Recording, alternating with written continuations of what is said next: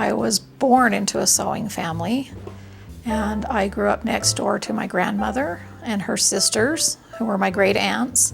And so I knew about it before it was even a thing. I thought everyone quilted, and it was a small town. There was always somebody getting married, baby being born, and so the quilt frames would come up, and as a little girl I would play under the frames until I was old enough to thread needles, and then they would hand me down the needles underneath the frames, and I would thread them and hand them back up, and then pretty soon, I thought anyway, I was old enough to put stitches in the quilt. And they probably took them out a little bit after I left. I don't know, because I never knew that until after we did that for my little sisters after they quilted. And so we would take them out and fix them, and then until they got old enough, you know. And so I'm sure that's probably what happened with me.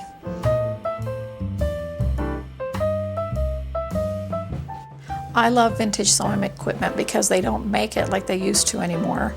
And the cuteness factor is important to me, but more important is how it works. I love Singer featherweights. I learned to sew on a Singer, and I love the featherweights because they're portable.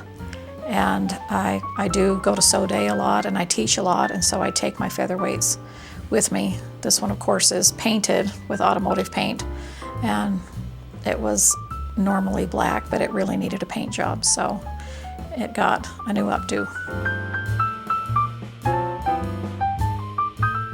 I display all of my fun sewing things in my studio. Some of them are throughout my home, but in my studio I have shelves that I put all my fun things. I like to be surrounded with color and vintage things, and I spend most of the time in my studio, so that's where I put them.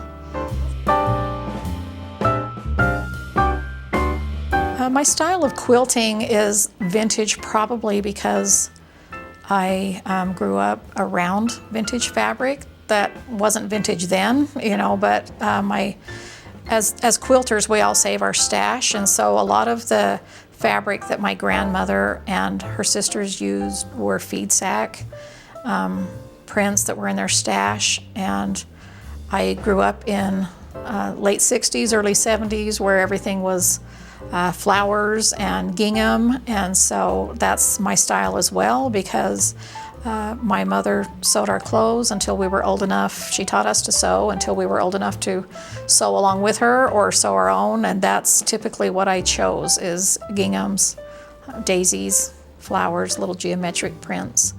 And so as I got old enough to piece my own quilt blocks, there wasn't a lot of 100% cotton fabric available in the shops anymore, and so I would just use my grandmother's and my aunts, and I just got used to sewing with vintage style and vintage colors, and I still love them to this day. I was contacted by Riley Blake, and I went in and interviewed with Brett, and I really was impressed with Brett, really thought a lot of him, and then I met his wife Cindy, and I decided to go with Riley Blake because I loved that they were right next to me in Utah. I live here in Utah as well, and I was used to working with a company. At that time they were just starting out, and I was used to working with a company, Provo Craft, that was here in Utah as well, and I started working with them when they first started out, and I worked with them for 12 years, and that was a wonderful relationship. And I just, after meeting Brett and Cindy, I kind of had the feeling that it was going to be the same kind of experience. So that's why I went with Riley Blake, and I have not regretted it since. I named my company Bee in My Bonnet because my grandma used to say that a lot, meaning she had an idea or a little bit of energy maybe that she wanted to get something accomplished that day. And when I came to the point where I decided to do my own patterns, and I knew I needed a pattern name, I'd already designed a pattern, and I needed to slap a name for my company on there real quick, and that's just what came into my mind. A bee in my bonnet to me means an idea buzzing around in my head trying to get out, and that's pretty much what it's like.